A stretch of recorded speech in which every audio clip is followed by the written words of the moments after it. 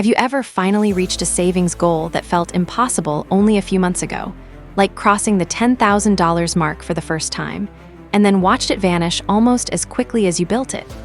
Maybe a car repair came up, you bought a few pieces of furniture, and suddenly you were right back at square one wondering why you even tried saving in the first place. Or maybe you have $10,000 sitting in your checking account right now, and you are not sure what you are supposed to do with it.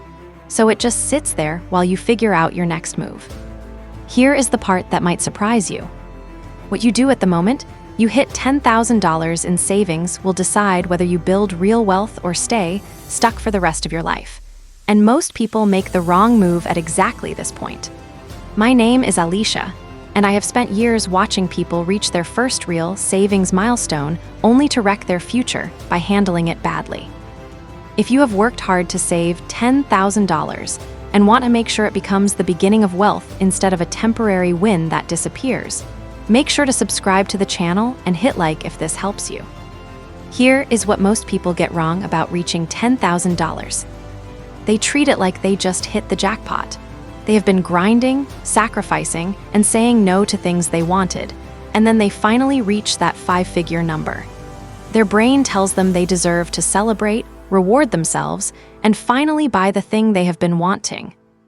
And before they realize what happened, that $10,000 is gone on a better car, some home upgrades, a vacation they convinced themselves they earned, and a few extra purchases that felt justified at the time. 6 months later, they are back to almost nothing saved and wondering why building wealth feels impossible. The hard truth is that $10,000 is huge and small at the same time. It is a lot of money because most Americans do not have it. Surveys suggest around 40% of Americans could not handle a $1,000 emergency without going into debt, so having $10,000 already puts you ahead of nearly half the country. That is something to be proud of. But $10,000 is also nowhere near enough to count as financial security. It is obviously not enough to retire on. It is not enough to buy a home in most markets. It is barely enough to cover a few months of living expenses if you lost your job. $10,000 is not wealth. It is the base you build wealth on, and what you do next determines everything. Let me explain what happens to most people who hit $10,000 and why they stay broke even after reaching that milestone. They keep the money sitting in checking because that is where they have been piling it up. They look at the number and feel great seeing a five-figure balance, but because it is all in one easy-to-access account, it does not feel separate from spending money. It all blends together. So they start spending a little more freely. Nothing outrageous, just a bit looser because in their mind they have $10,000. They can afford it. Maybe they eat out more often. Maybe they buy clothes they have been eyeing. Maybe they replace a phone that still works fine. Each purchase seems reasonable by itself. They are not blowing all their money at once. But those slightly bigger purchases keep happening for weeks or months, and slowly the balance falls. $9,000, $8,500, $7,800. They notice it dropping, but they promise themselves they will be more careful next month and rebuild it. Except they usually do not, because they have already adjusted to a higher spending level, and now it is hard to go back. Then a real emergency hits. The car needs $2,000 in repairs, or they need a new laptop for work, or a medical bill shows up. Because they have already spent the savings down to maybe $6,000 or $7,000, that emergency wipes out a huge chunk of what is left. Now they are back around $3,000 or $4,000 and feel completely crushed because all the effort they put into reaching $10,000 feels wasted. They spent months or even years getting there, and a few careless months plus one emergency destroyed it. That is the cycle that keeps people broke forever. They save some money, leave it somewhere easy to touch, slowly spend it through lifestyle creep and emergencies, and never actually build wealth because they never break that pattern. But people who actually build wealth do something very different once they hit $10,000, and it sounds almost too simple to matter. Still, it is the difference between staying broke and creating real financial security. The second you hit $10,000, you need to divide it up and put it in different places with different jobs. Not next week, not after thinking about it for a while, immediately, Because as long as all $10,000 sits in one account you can easily reach, you will slowly spend it. That is just human nature. Your brain sees accessible money and starts looking for reasons to use it. Once that money gets split into specific buckets with specific jobs, it becomes much harder to casually burn through it. Here is exactly what you should do the day you hit $10,000 in savings. First, move $3,000 to $5,000 into a separate high-yield savings account that you do not touch unless there is a true emergency. Not, I want a vacation and I do not feel like waiting. Real emergencies. Your car dies, you lose your job, you have a medical crisis. That is your emergency fund, and it needs to be physically separate from your regular spending money. Most people keep their emergency fund in the same account as everything else, and then wonder why they keep dipping into it for things that are not emergencies. Put it somewhere separate, somewhere that takes a day or two to move back into checking, so there is friction between you and the money. That little barrier matters a lot. When you have $10,000 in checking, your brain thinks you have $10,000 ready to spend. But when you have $2,000 in checking and another $3,000 in a separate account you promise not to touch, your brain adapts to living on the smaller amount. You become more careful. You think twice before spending because you cannot just casually dip into savings. Now here is where a lot of people mess up, even if they do create an emergency fund. They put the entire $10,000 into that savings account and feel proud of themselves for being responsible. And to be fair, that is better than wasting it on random purchases. But it is not the best move, because money in savings earning 1% or 2% is barely keeping up with inflation. You are safe, but you are not building wealth. You are protecting money, not growing it. That is why you only put $3,000 to $5,000 into the emergency fund when you first hit $10,000. It is enough to handle most single emergencies without wiping you out, but not so much that all your money sits in a low-growth account. The rest of that $10,000 needs to start doing real work for you and generating returns over time. That leads to the second important move. After you secure the emergency fund, take whatever is left from the $10,000, probably somewhere between $5,000 and $7,000, and put it into a Roth IRA or a taxable brokerage account invested in index funds. Not individual stocks because you saw something online. Not crypto because your friend said it is going to explode. Simple, boring, broad market index funds that track the whole market. Then leave it alone for years, ideally decades. A lot of people do not understand investing until they actually start doing it. Investing is not about getting rich fast or finding the next big winner. It is about placing money somewhere it can outpace inflation while you continue living your life. If you invest $5,000 in index funds that average 7% to 8% annual returns, you are not going to wake up next month with $10,000. That is not how it works. But over 5 years, that $5,000 might become $7,000. Over 10 years, it could be around $10,000. Over 20 years, it might become $20,000 or more. And the only thing you really had to do was leave it alone and let compounding take over. But here is the part that truly separates people who build wealth from people who stay broke. What you do after splitting that first $10,000. Saving $10,001 time and then stopping is not enough to build long-term wealth. The people who actually become financially secure use that milestone as the starting point for a system that keeps growing automatically. Once the $3,000 to $5,000 emergency fund is in place and the rest is invested, you should set up automatic transfers that keep both buckets growing. Maybe you automate $150 from each paycheck into the emergency fund until it reaches 6 months of expenses. And maybe another $200 per paycheck goes into your investment account. The exact numbers will depend on your income and your expenses, but the idea stays the same. You are not just saving $10,000 and calling it a day. You are turning that $10,000 into the foundation of a wealth-building machine that keeps running whether you feel motivated or not. That system matters because motivation is terrible. Motivation is what gets you to $10,000 the first time.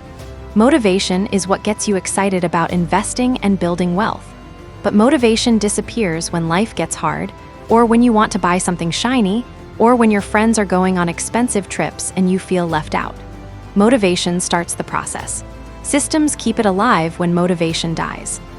The system is simple. Money enters checking. A portion automatically goes to your emergency fund. A portion automatically goes to your investments, and you live on the rest. Now let's talk about one of the biggest mistakes people make after reaching $10,000 for the first time: using it as a down payment on something huge. Maybe you have been wanting to buy a house, and you think that $10,000 could help with the down payment. Maybe you want a nicer car and believe $10,000 down will get you a better deal. Maybe you want to start a business and think $10,000 is enough to begin. And honestly, none of those ideas are automatically bad. But they are probably the wrong move when you have just reached $10,000 for the first time in your life. Why? Because if you use the entire $10,000 as a down payment on a house or car, you are back to zero savings. Now you are tied to a monthly payment, likely for years, and you have no cushion if something goes wrong. You lose your job, and suddenly the mortgage becomes stressful. Your car breaks down, and now you are stuck with repairs on top of the payment. You jump too quickly from having $10,000 saved to spending all of it on a down payment, and that creates financial pressure instead of freedom. People who build real wealth keep increasing their savings after they hit $10,000. They get to $20,000, then $30,000, then $50,000. And when they finally make a major purchase like a home, they are in a much stronger position. They are making a 20% down payment, they still have a healthy emergency fund, and they are not stretching themselves thin just to qualify. They buy from strength instead of barely scraping together enough to get approved. I know that sounds slow and boring, and you probably want your house or your car or whatever dream purchase you have right now instead of years from now. But the difference between people who build wealth and people who stay broke is mostly patience and delayed gratification. Poor people look at $10,000 and immediately think about what they can buy with it. Wealthy people look at $10,000 and think about what it could become if they are patient. That difference in perspective changes everything. Now let's talk about taxes, because this is where a lot of people make mistakes without even knowing it. When you invest that $5,000 to $7,000 from your first $10,000, where you put it matters a lot from a tax perspective. If you just open a regular brokerage account and invest there, you will owe taxes on dividends and capital gains. That is not a disaster, but it is not the best option either. That is why I mentioned a Roth IRA earlier, and why it is probably the best first home for your investment dollars. A Roth IRA lets you contribute money you have already paid taxes on, and then all the growth inside it can be tax-free forever. You put in $5,000 now, it grows to $50,000 over the next 20 or 30 years, and you do not pay tax on the $45,000 gain. Compare that to a regular investment account, where you might end up paying 15% or 20% in taxes on those gains. A Roth IRA can save you thousands or even tens of thousands over your lifetime, just because you chose the right place to begin. The annual Roth IRA contribution limit changes from time to time, but it is usually around $6,000 to $7,000 per year. So when you hit $10,000, you could potentially max out your Roth IRA for the year and still have money left over for your emergency fund. That is the kind of strategic thinking wealthy people do without even thinking about it. But most people never learn because nobody teaches them. Something else happens when you handle your first $10,000 the right way. You finally understand the difference between saving and investing, and why both matter for different reasons. Your emergency fund in a high-yield savings account is saving. It is safe and easy to access, but it is not growing much. Your money in index funds is investing. It will rise and fall, and it may drop sometimes, but over long periods it should grow much faster than inflation. Most people either confuse the two or only do one. Wealthy people understand that you need both. You need savings for short-term safety and emergencies. You need investments for long-term wealth and retirement. When you hit $10,000 and split it between those two purposes, You are building both systems at the same time. You are protecting yourself from immediate problems while also moving toward future freedom. Once you understand that balance, you stop wanting to keep all your money in checking or dump everything into a savings account that barely grows. Now let's deal with the biggest mental block that stops people from doing this: fear of locking money away where they cannot easily touch it. They worked hard to save $10,000, and the idea of putting $5,000 into an investment account they cannot casually withdraw from feels scary. What if they need it? What if an emergency happens? What if they regret investing it? That fear is one of the main reasons people stay poor, because they never move from holding cash to actually building wealth with it. But here is the reality. If you set up a proper $3,000 to $5,000 emergency fund, you can handle most emergencies without touching your investments. And if some truly massive disaster happens and you need more than the emergency fund can cover, yes, you can still withdraw from investment accounts. Depending on the account type, you might deal with taxes or penalties, but the money is not gone forever. It is still accessible if you absolutely need it. The goal is not to lock it away forever. The goal is to put it somewhere with enough friction that you do not blow it on impulse buys or lifestyle creep. The people I see building serious wealth are the ones who hit $10,000 and immediately make it harder to casually waste that money. They set up the accounts, automate the transfers, and then let the system run in the background while they focus on earning more and living their lives. The people who stay broke are the ones who keep everything easy to access and then act confused when the money keeps disappearing. Now I need to be blunt. Most people who hear this will not actually do it. They will read it, think it makes sense, maybe feel inspired for a day or two, and then go right back to their old habits. They will hit $10,000, leave it in checking, slowly spend it through lifestyle creep and emergencies, and end up back where they started. Then they will wonder why they cannot get ahead even though they work hard and make decent money.